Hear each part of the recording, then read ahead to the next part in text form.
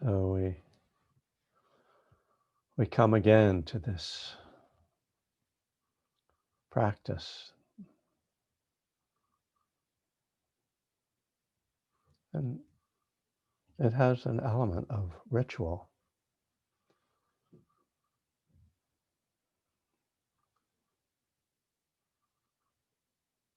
This is a ritual that has purpose and meaning, not just a gesture or a performance.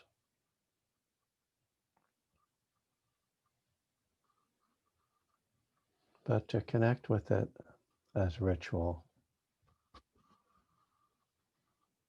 can help us as we enter into a period of practice. The ritual of assuming posture,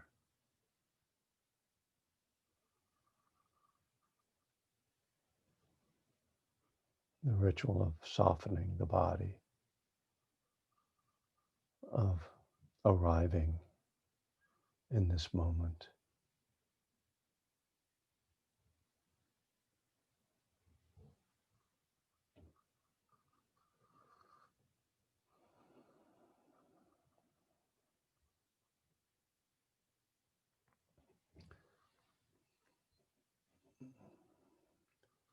And in ritual, there's a great deal that's familiar.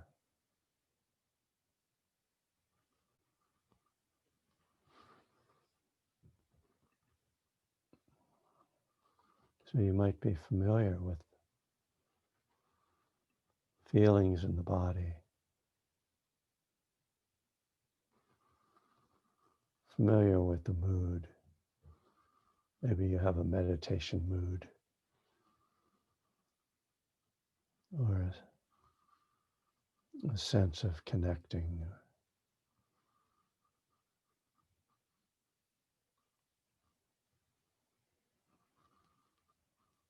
a feeling of arriving at yourself, of remembering who you are.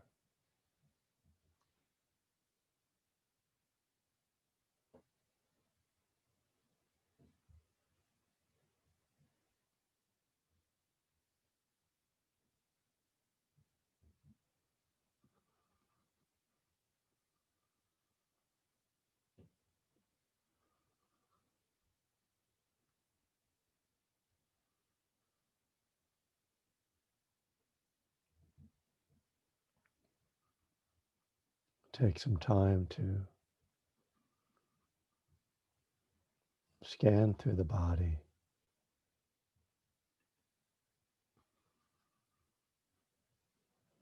What's happening in the body right now?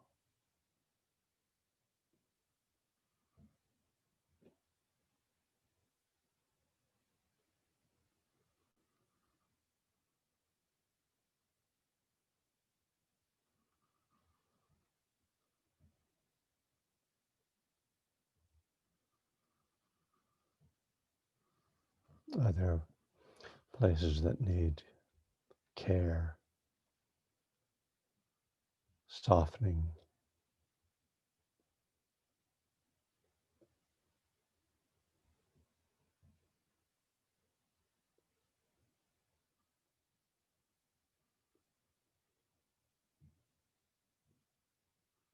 Can you come into real stillness in the body?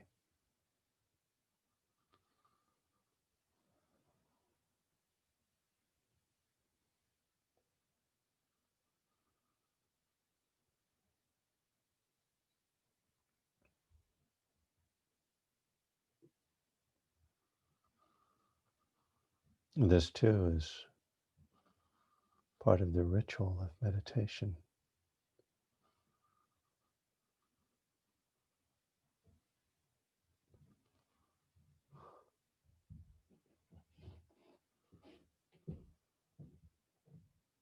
Stillness.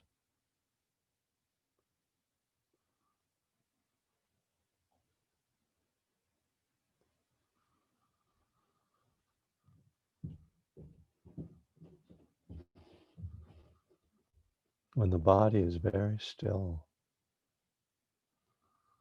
can actually create a kind of tension or contrast between the mental activity and that stillness, or between a emotional agitation and that stillness.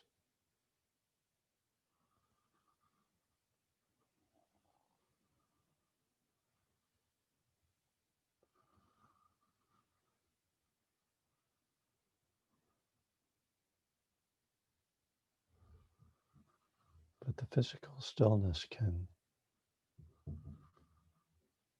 help us to actually quiet the mind as well. We focus the attention on the stillness,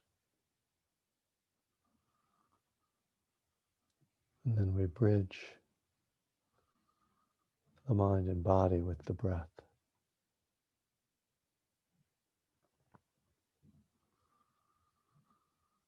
The breath must move, so it can't be still.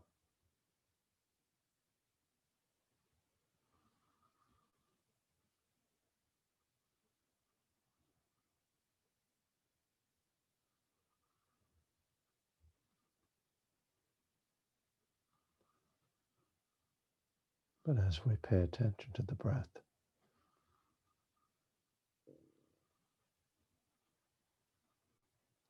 it helps the mind to calm.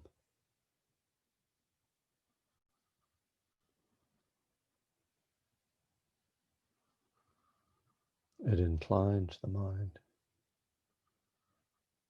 toward stillness.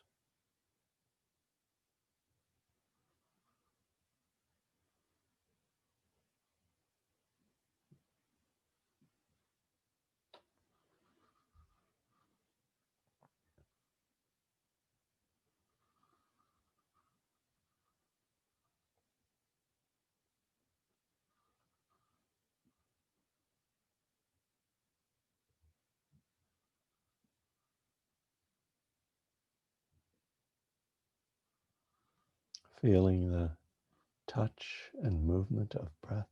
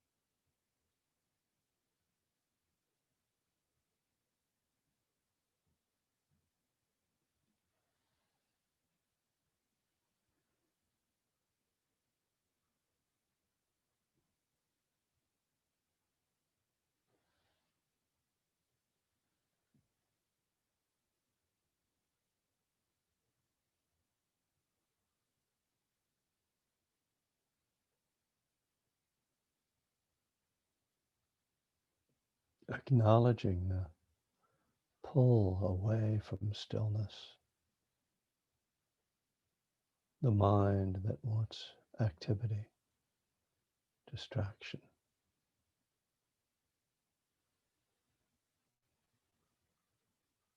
And treating that pull kindly, gently, lovingly,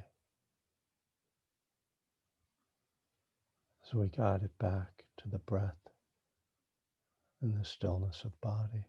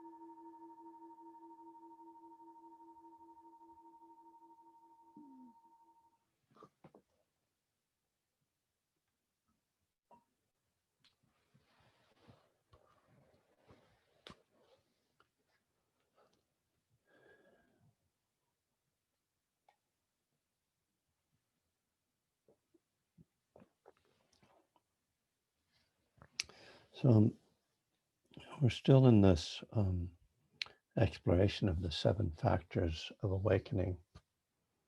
Um, and I've been kind of in my mind, I've been kind of revolving around them a little bit. They can be sort of seen, as progressive, but I keep finding my mind sort of drawn into one that I'll kind of think about for a while, and then sort of going to another one, and maybe making connections between them. I guess rather than being able to go through these in some systematic way, I'm afraid I fall back on just kind of just reflecting and going in and taking different angles and sort of connections among them. So just to go over this and to put this in the context of the 12 steps, my thinking is that as meditation practitioners, we want to, and as people on a spiritual path, we want to kind of take an inventory of where we are in relation to these 7 factors. So that's why I put them in the 4th step, that we kind of take a 7 factors inventory. And that's something that's kind of ongoing, and it's kind of, it can help us to look at what needs more development in our meditation practice, and what can we also take some joy in that's developed. And then that can point us also to things that we don't understand as much, or that we're kind of trying to see what they are. So the 7 factors are mindfulness, investigation, energy and effort, joy, tranquility, concentration, and equanimity. And I've spent a lot of time talking about investigation, and I'm kind of, today I was kind of thinking about joy, but also equanimity and also concentration. So, and as I say, they're all related. But let me start by talking a little bit about joy. And I know I have brought this up before, but the Pali word is piti, P-I-T-I, and it refers to a particular state that arises in meditation. That's kind of the beginnings of opening into jhana states, the concentration states, and so it has this sort of technical meaning, and that's certainly relevant, but it also can, I think, be too narrow a thing to focus on, particularly when we think about this in terms of recovery.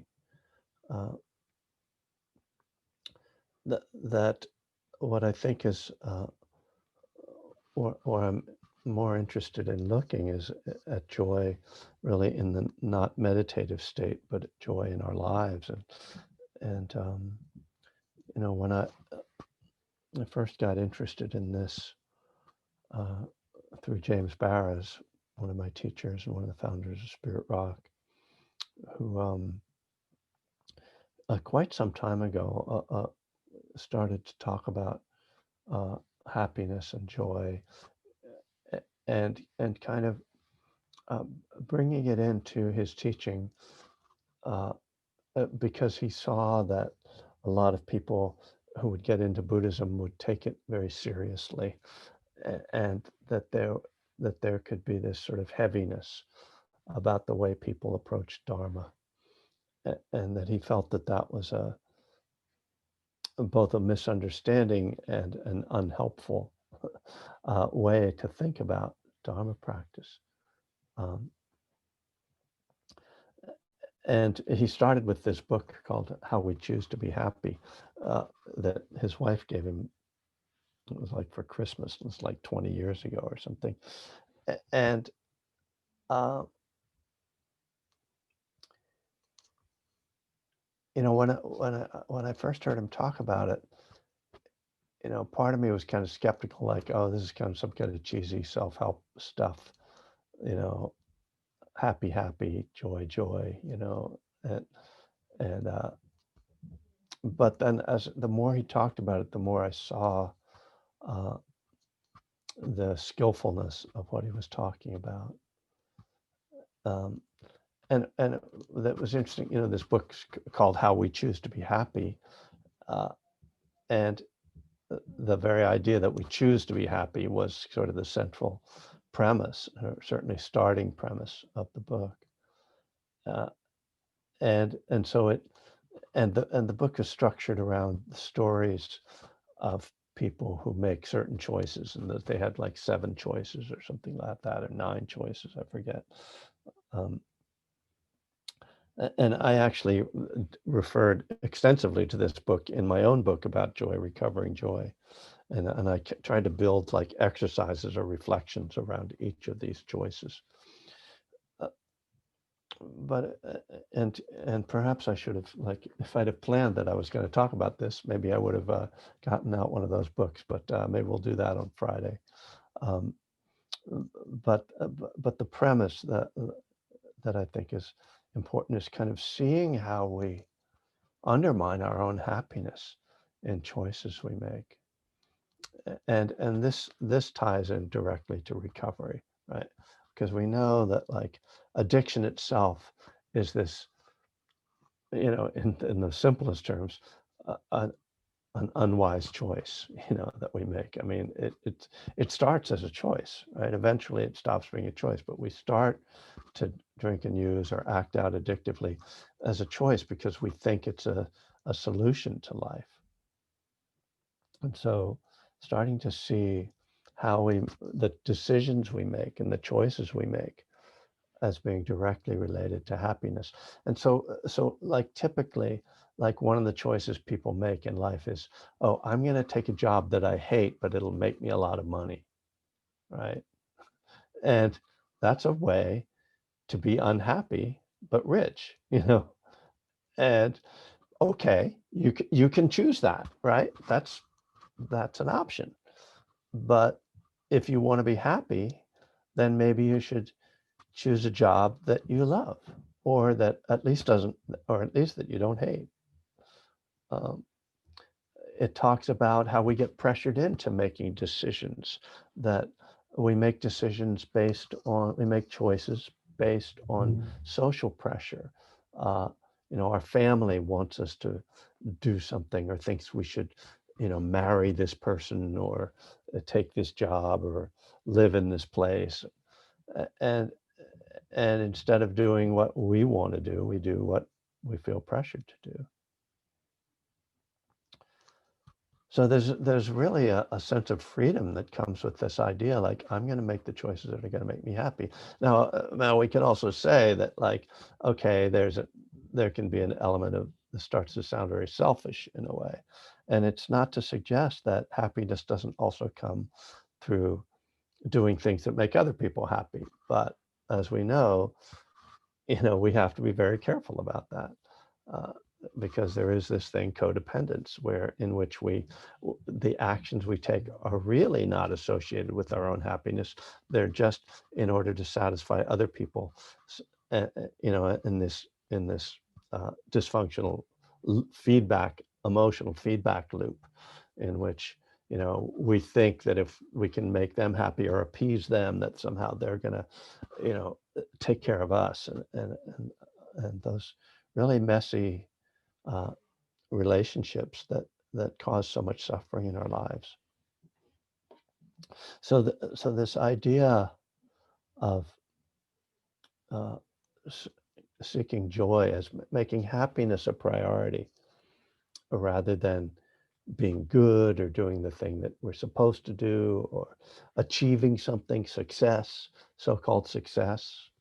Look how many you know, successful people are unhappy, you know, uh, uh, struggle with addiction, you know, for instance, so-called successful people. So I know this is will sound silly, but this is when I decided I was going to start to play golf because, and I'll say, so I'll take you through this a little bit. So James Barris, you know, he wrote this book, Awakening Joy, but before he wrote the book, he started having courses, Awakening Joy courses, which I took. I think I took it a couple times. Um, and one of the exercises was to just write down things that you enjoy doing. Uh, and and it was super sweet to do that and to think, oh yeah, uh, uh, both I want to both prioritize those things, but I also want to just really appreciate those things because a lot of them were the simple things in my life around my family and my daughter and my wife. And it's like, oh, seeing that there, one of the things that's helpful is to see that there are a bunch of things that already make me happy and to appreciate them and reinforce them in my mind. But one of the things that showed up on this list was playing golf. And the thing is that, you know, uh, uh, I will tell you that like I have a history around golf. Okay, as a child, you know, I came from a upper middle class family that belonged to a country club. You know, we're very privileged. Of course, I had no idea I was privileged. I was always frustrated because I wanted more. You know, but you know, I was also an alcoholic family, and there were a lot of problems. But we belonged to a country club, and I learned to play golf when I was like 7. And I would go out and I would play golf. And you know, this was like this country club was basically heaven for a child because it was like tons of swimming pools, tennis courts, you know, all that. And my mother would just drop us off. I never went to camp. I never had daycare. It was like drop us off at the club in the morning. And my father would pick us up at 8 o'clock, 5 o'clock in the afternoon and be there all day. And so golf, tennis, swimming, you know, hamburgers. Anyway, that's, you know, my confession about my privileged upbringing, uh, which was also a racist upbringing because no blacks or Jews were allowed in that club. So, you know, and we were liberals. You know, my parents were Democrats. But anyway, this is, you know, not my family inventory here. So at 16, having, you know, my hair was starting to grow out. It was 1966. I was trying to be a hippie, and my hair was over my ears, and the country club said, "You're not allowed on the golf course anymore because your hair is too long." Right? Okay, so this, you know, the terrible trauma I experienced as a 16-year-old, kicked off the golf course. Well, I was becoming a hippie. I was a musician. And my basic attitude was, fuck you and your golf, you know. Uh, and, you know, you Republican snobs or whatever I was thinking at the time, you know. Um, I mean, 1966, you know, it's right in the beginning of the anti-war movement, and I was becoming that. And and so I did not play golf ever again uh, uh, for decades, and didn't really think about it. But as I got into my 50s, and you know, something happens when you get older. Uh, uh, you know, you start to think about something about like, I don't know, what is it like? I guess you start to remember things, but something was like, oh, you know, kind of liked that, you know. So I realized like it was something I turned away from out of anger and resentment, and that was something that I actually loved, and so I picked it up again, you know, at 60. My handicap is now about 11, which is actually impressive as hell for somebody who started at 60. Just FYI, I want you to know. So, of course, playing golf doesn't make me happy. It's, per se, but it was realizing, I mean, the point of this is that I had a I still am embarrassed. I talk about it with you guys, but I'm still embarrassed to talk about it because I feel that I'm not supposed to do that based on who I am culturally and politically, right? We all know that the current leader, is obsessed with golf, and it's embarrassing to be associated with that. Uh, it's embarrassing. I don't like it, but I really love playing golf. So, uh, you know, it's one of those choices. It's like, it's not cool, right? This is like another way that we kind of make decisions that we wind up not being happy because it's not cool to do something. So we don't do it, even though we might like it, we just don't want people to know, like, oh, I don't want people to know, and there's many other activities and things that might be like that, that we associate with something we don't. So how we choose to be happy, I think it's a really great idea. So to talk about this a little bit more in terms of recovery, one of the problems with joy or happiness with people in recovery is that our way of pursuing happiness as addicts was to get loaded. So once we're in recovery, there can be this fear of having fun, or what if I get too excited, or is that safe for me? Like, I'd really like to do this activity, I want to go to see that band, but there's, they're playing at a bar, what do I do? And how do I find activities that I enjoy? What do I enjoy anyway? We kind of, it's almost like we wipe out our that connection to happiness with drugs and alcohol and our other addictive behaviors. And so one of the things that I think, I mean, what I did obviously was I went back to something pre-addiction. And I think that's one of the things that people can kind of do. Well, what did I really enjoy when I was 8 years old? You know what I mean? Like, when we become addicts, not only do we sort of adopt this destructive behavior, but we do leave behind a lot of other things. Maybe not just because they're not cool, but maybe they seem not, as a teenager, when you start drinking and using, which is usually when we start, we're kind of trying to leave behind childhood. And, you might remember, oh yeah, I really did love gardening when I was a kid, or, being in nature or bird watching or something, just the simple things.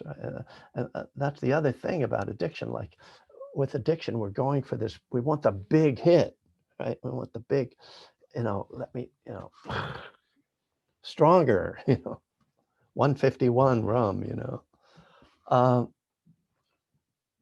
and in recovery, we can kind of start to realize, oh, there are these simple joys, right? And what are they? We can become more subtly attuned to what makes us happy.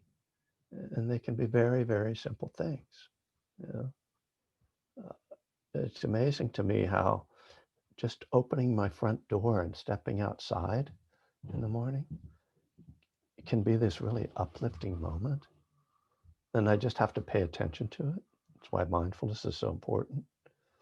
And in recovery, we have this potential, with this capacity, this renewed capacity to be awake and to be mindful and to appreciate things and to find joy.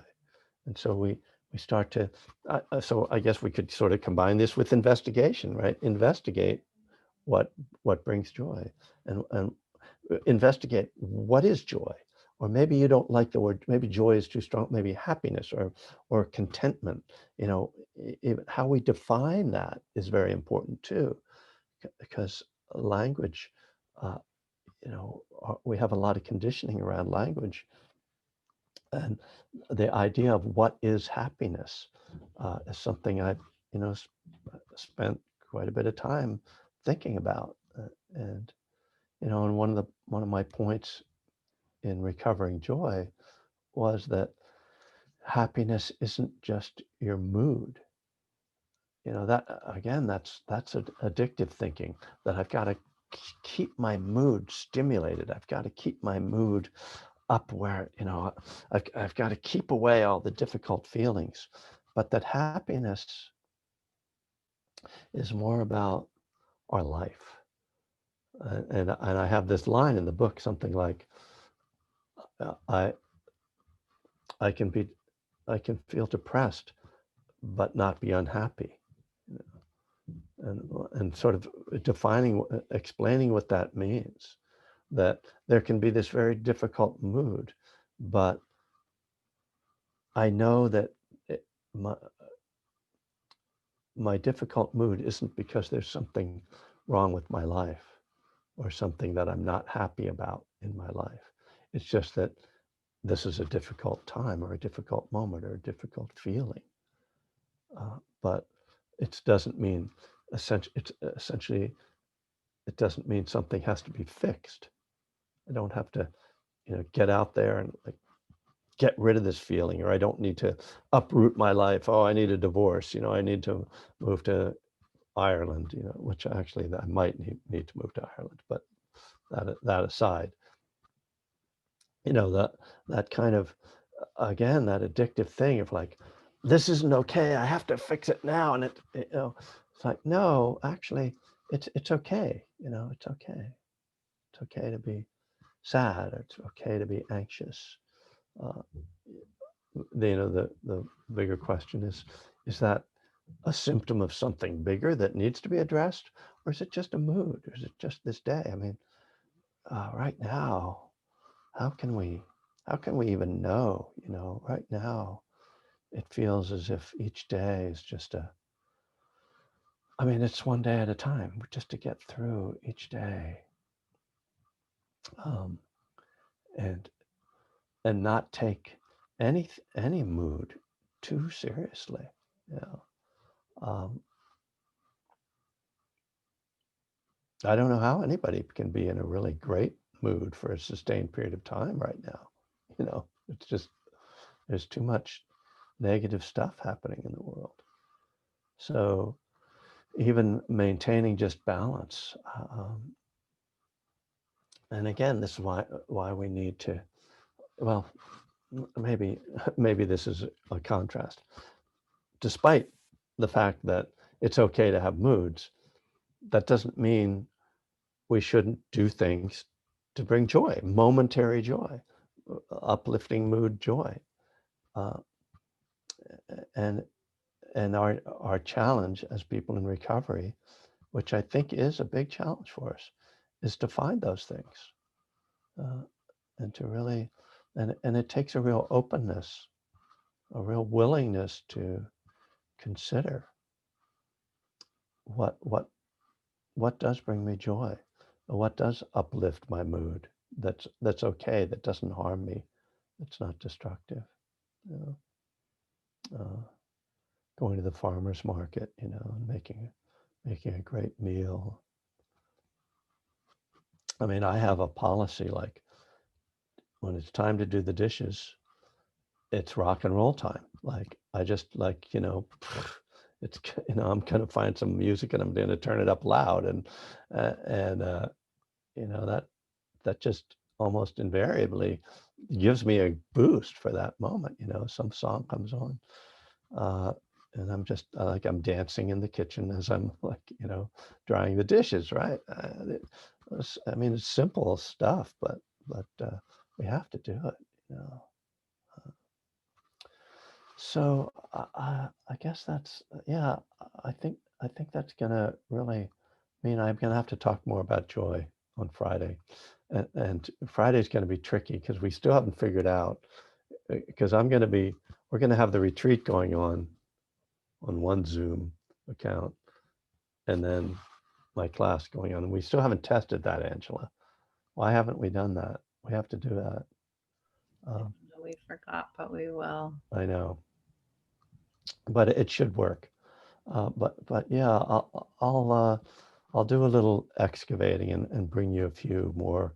I'll bring you that book, How We Choose to Be Happy, and my own book, and see if we can talk some more about this. But I really want to get to equanimity as well.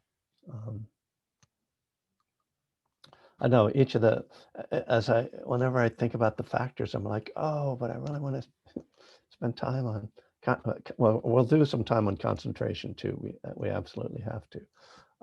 But I think I should open it up.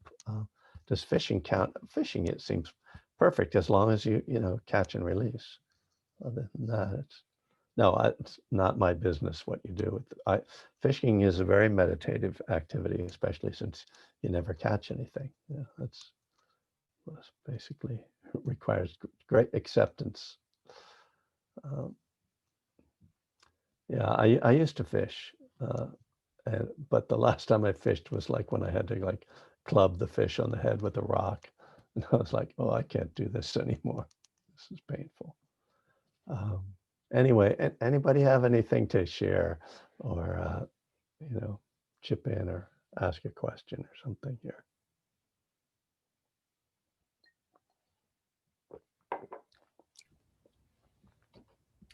Hi, Kevin. It's Angela. Hello. Hi. Sorry, I have a few things, and then I want to obviously leave. Just quickly, I just really appreciate this topic, and yeah, it just resonated very deeply because well, I have your book. I haven't read it yet. But yeah, because it's something that's come up for me a lot in recovery. And I actually just got my flute out I stopped playing, when it wasn't cool anymore in high school. And I wanted to be in journalism class because I got to get passes to leave campus so I could go smoke weed and, Makes perfect sense. yeah. Would drink before concerts and parades and all that too to make my, playing more fun. Yep, right. But yeah, I need to like relearn how to read music, but that came to my mind as you were talking about. And I just really appreciate you sharing because it's, I think it's so relatable, and it's like, it's such for me, especially, but I just think, and also that Sober Music Fest, this guy who performed the week before you, he said something like just really sweet and touching. He was like, I'm not the best at this, but like it brings me joy. And that's what recovery is about, and it was just so great because it was like, he had forgotten some of the words to one of the songs, and he was like, oh, but it was just really like honest and real. And like, this is what, we go through, just trying to find our way, and people who do it and kind of, again, light the way for us to say it's okay, to do things that bring us joy, even if we don't think it looks good or is what we're supposed to be doing. And it's just, I don't know, it's like so central to life for me. And, the job, how I've been going through the job thing too. And yeah. trying to find, my joy in my career and life. And, my mom always tells me to do things, not to make other people happy, but that's a big thing for me, is like making sure that the people around me, and so just when you said knowing what it is that brings me joy, that's a big part of that. Investigation is something that I,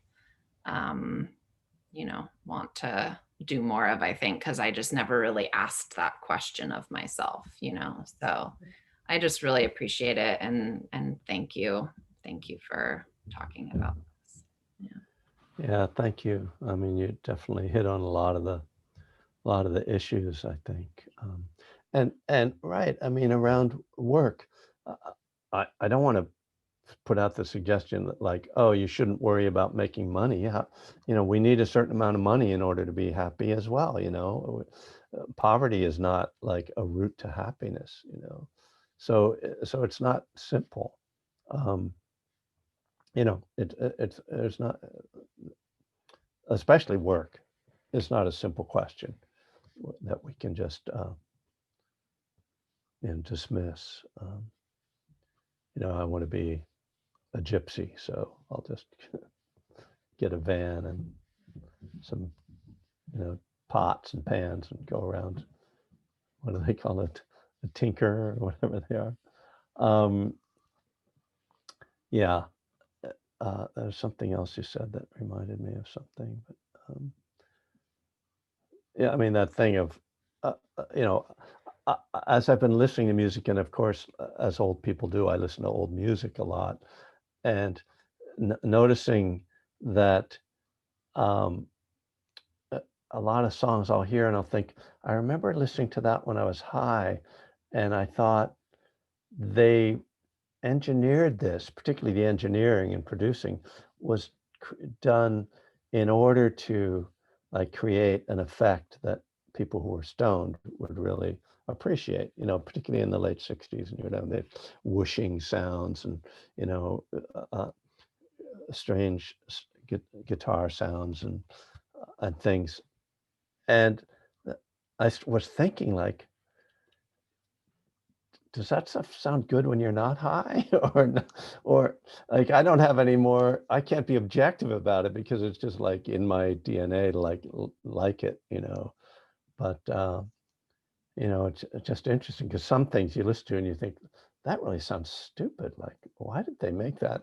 There's some stuff that Jimi Hendrix engineered that it's really frustrating to me. It's like, wow, I'd much rather hear your guitar just how you're such a great guitar player, but there's like phasing and, you know, stuff that just it loses its uh, quality anyway. What's that have to do with joy? Oh, right. You know, being high, like you have to, you know, you have to be high to go to a concert. Like, how could you enjoy a concert if you weren't high? Like what the hell? That kind of thinking, right? Amazing.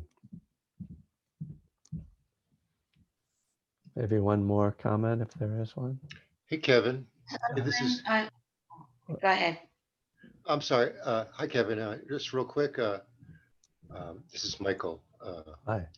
Hi. I'd also like to mention, I've been sober about 10 weeks now, but I'd like to mention, you know, about joy in recovery. Yeah. And joy, you know, maybe not forget that. I guess about 3 or 4 weeks ago, my sponsor got me started reaching out to people, um, you know, other addicts in recovery. And, you know, this is post COVID. So it's a lot of most phone calls. And it was hard at first, you know, you always hear that picking up the phone is like so heavy, you know, it's just so heavy when you get started. But now, um, I can't wait to pick up the phone. It's like, who am I going to call this afternoon? And I I can't even begin to tell you, you know, some of the joy that I get out of calling somebody else in the program. And you know, whether, you know, my sponsor's like, um, he has a British accent too. He's like, you know, Michael, you need to, when you call them, you need to make sure that you have service to them. And I'm like, you know, and I practice that too, you know, I've made it part of my practice that like, maybe I don't say that, but actually it's gotten so easy to call people now that I like, how can I be of service to you? How can I help you out? You know, and it's like, I'm sure you all have called people too, and you know, and you're always afraid to call people that like that might have like so many more years of recovery than you. And 9 times out of 10, or 10 times out of 10, they're so grateful that you called them, you know, Mm. being a relatively new person in the program, they're so grateful that you called them. And you know, I've had the best conversations with new people, old people, um, and I mean, back to Joy. I mean, I think that would be related, and you know, that's I think Yeah, that's part of yeah, that's the beauty of relating this Buddhism stuff with the 12-step stuff, and right. there's yeah, so that's some joy for me. Well, I think it's one of the ways the 12 steps work is that they will tell you to do something for one reason, but then it turns out to have another result, another positive result. And being of service is like probably the number one thing that that comes out of recovery is being of service and connecting with people, that because it's about getting out of yourself. And right, it's like that's where the real happiness, the real joy comes. And you know, they tell you to do it like to be of service to others, but then you quickly discover that it's really what makes you happy. So uh, that's a great note to end on. Thank you.